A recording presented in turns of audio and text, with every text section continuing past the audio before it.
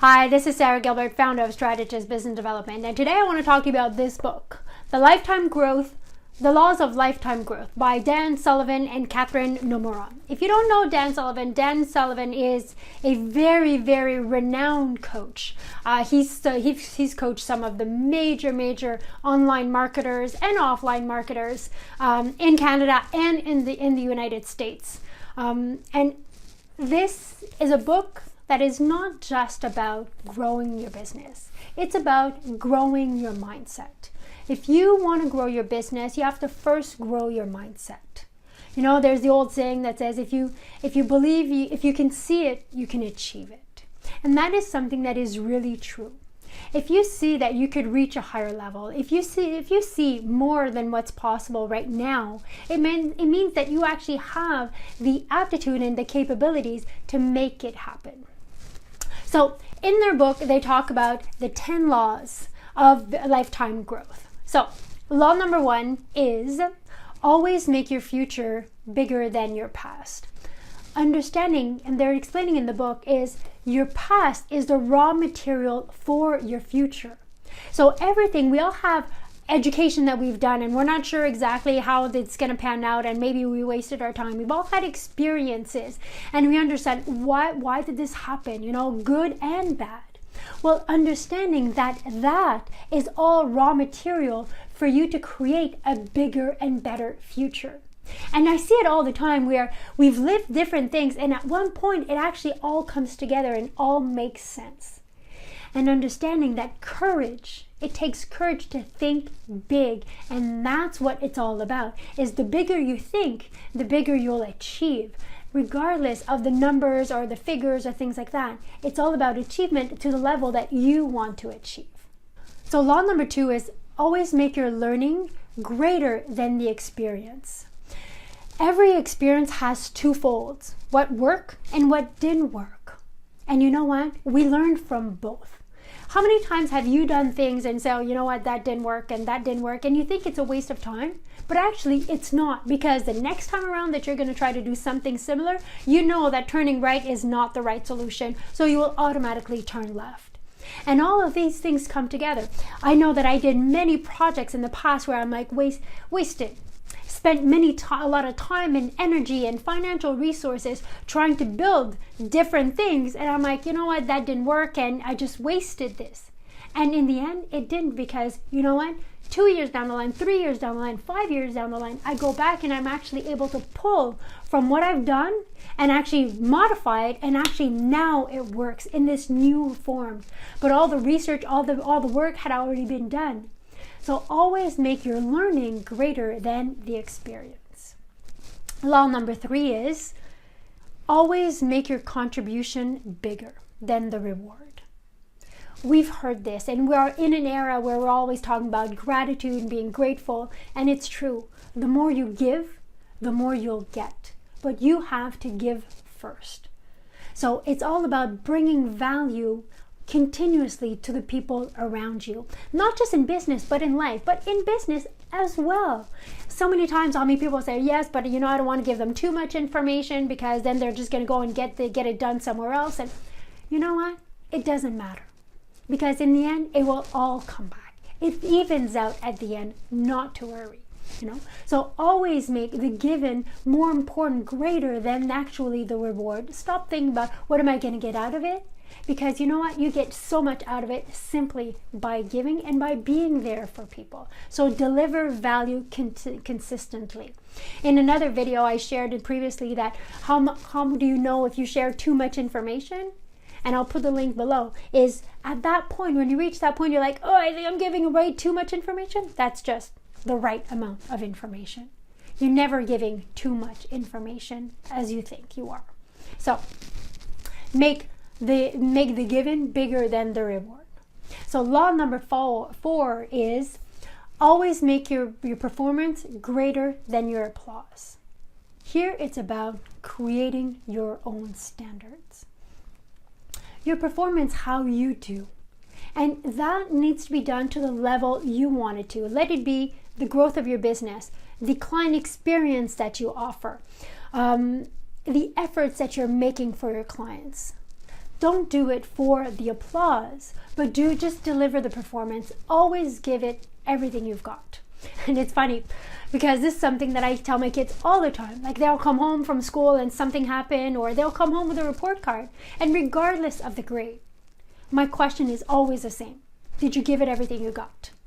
And if the answer is yes, I'm like, then be happy. If not, then what do you want to do about it? And move into action. If you know that you've given everything you've got, if you've given the best at what you have, you should always, always be proud, because that is the applaud to yourself. Don't wait for other people to give you the applaud. Law number 5 is always make your gratitude greater than your success.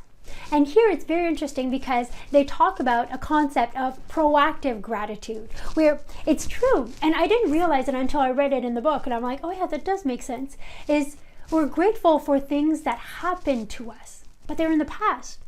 What if we would be grateful for things that not even happened yet?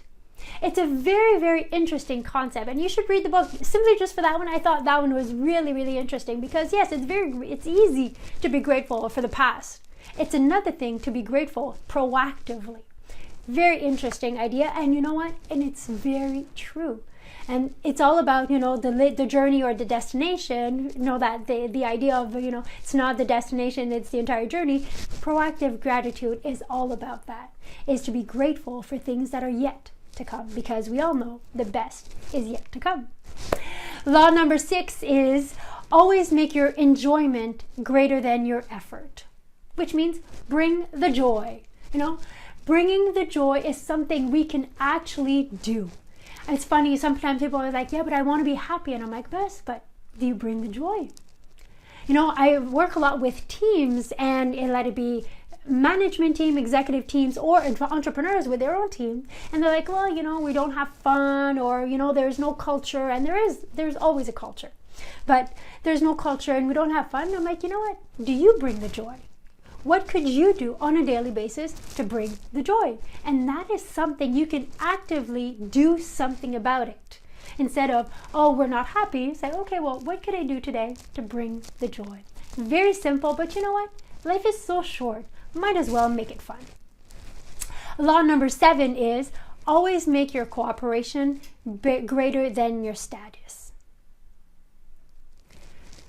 This one I absolutely adore. I've read this concept lately, and it's funny how life happens, but it's all about aim to be in charge, not to be in control. There's a huge difference, and as entrepreneurs, our business is our baby. We love it so much. We want to control everything. Well, the more we control, the less we actually grow. So what you want to do is aim to be in charge. And this, I often get my clients to, elaborate their 20-year business vision. So, okay, what's the vision, where we want to go? And then to share that. So there's a complete exercise I do with my clients around that. And, maybe at one point I'll do a video on it. But it's all about, be in charge. So create that vision and not focus on being in control of things. Let go, give people autonomy and creativity to be able to go towards that vision. So great one. It really is going to change a lot in your behavior if you just sit with it. Aim to be in charge, not to be in control. Law number 8 is always make your confidence greater than your comfort. As we grow in business, people tend to seek comfort. And the people that I see that have a lot of success, often I see them a little bit too comfortable. And they even tell me, they're like, you know what, Sarah, I'm very comfortable. We're successful. According to their definition of success, obviously, I'm successful. Everything's good. And you know what? Everything's good. Well, when you reach that place of comfort, that's when you stop growing. I always say, if you're not going forward, you're going backward, period. There's no in between. There's no status quo. There's no going forward or going backward. That's it. There's nothing. So get out of your comfort zone and always stretch your comfort zone. That's the goal, to be able to have a growth mindset, to be able to actually have a business growth as well.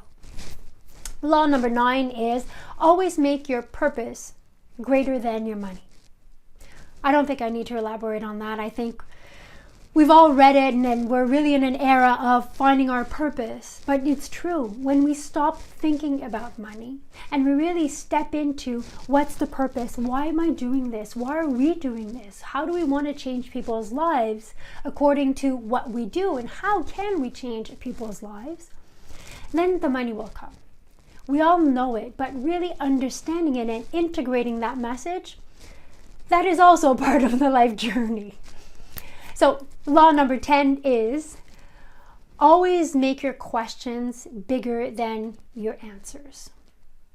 Questions are such a powerful tool. Understanding that when you ask a question, you get an answer. When you ask a great question, then you get the real answer. So there's always two levels. I often say, like human beings are like onions, it's like layer after layer after layer. But the same thing with your clients, with yourself, with your clients, with your team, is the power of questions is an extraordinary one. One right questions asked at the right time can change somebody's life, somebody's purpose, somebody's directory.